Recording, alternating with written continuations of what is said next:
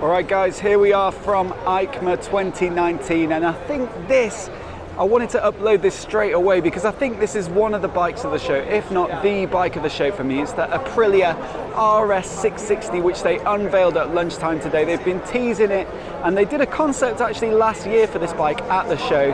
But yeah, teasing it for the last few weeks, and finally we get a good look at it, and it's absolutely beautiful. I don't know if you agree, but look at that. Sometimes when you see a concept bike actually come to fruition and they make it into a production bike, it's a bit of a disappointment. But for me, this is absolutely spot on. It just looks absolutely brilliant.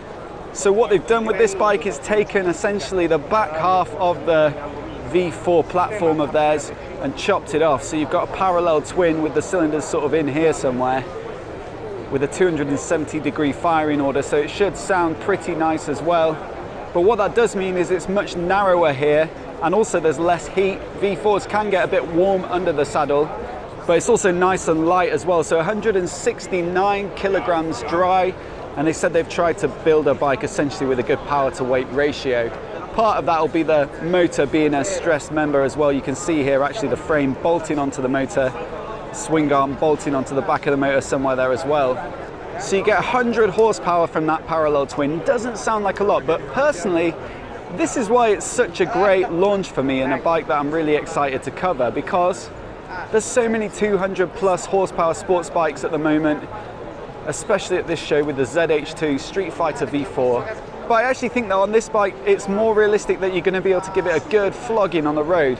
There's nowhere in the UK, I don't think, on public roads that you can really use 215 horsepower like the new Fireblade, but 100 horses in a lightweight package like this just sounds awesome to me. It ought to stop pretty well as well. We've got Brembos, look at the front, radial monoblocks, Brembo caliper at the rear. Those are 41mm KYB upside down forks, so you can see the little red monoshock in there somewhere. But yeah, just because it's a little bit of a baby brother to the RSV4 doesn't mean that they've skimped on tech. It's actually got quite incredible tech, this bike. So it's got a 6-axis IMU with 5 riding modes, 3 for the road, 2 for the track, traction control, cornering ABS, adjustable wheelie control, engine braking control, cruise control.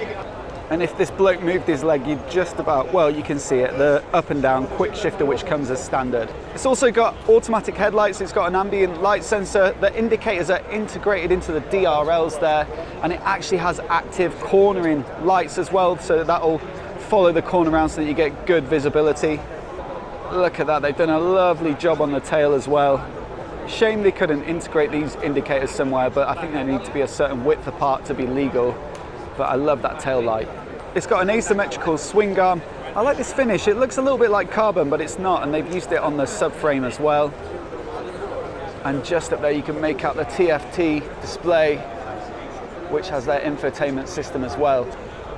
I really hope they sell a lot of these. I guess it'll compete with the Ninja 650, but with all that tech, it's going to be way more premium price, I reckon. So perhaps they're not direct competitors, but that's the only other parallel twin 650 sports bike I can think of, but this is something else.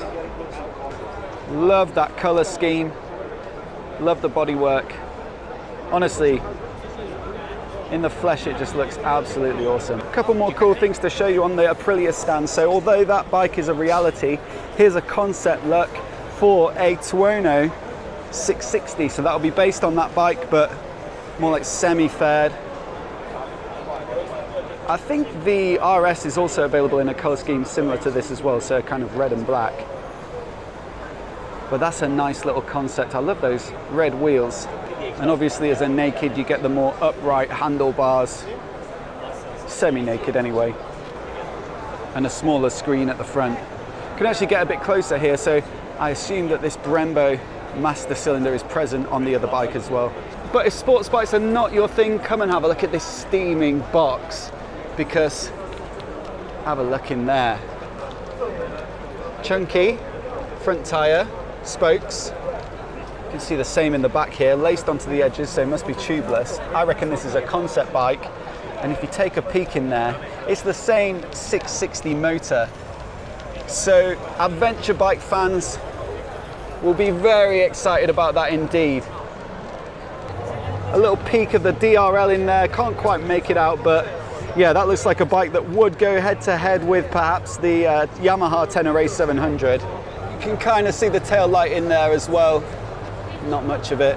Obviously, I wish I could show you more of that, but that looks super exciting. So that's it, the RS660, certainly popular look. Loads of people around photographing this bike. And it looks like it could become an amazing line of bikes for Aprilia with the Tuono and potentially that off-road variant. Let's hope they do happen. And I'm definitely going to be trying to get a go on this when it comes out.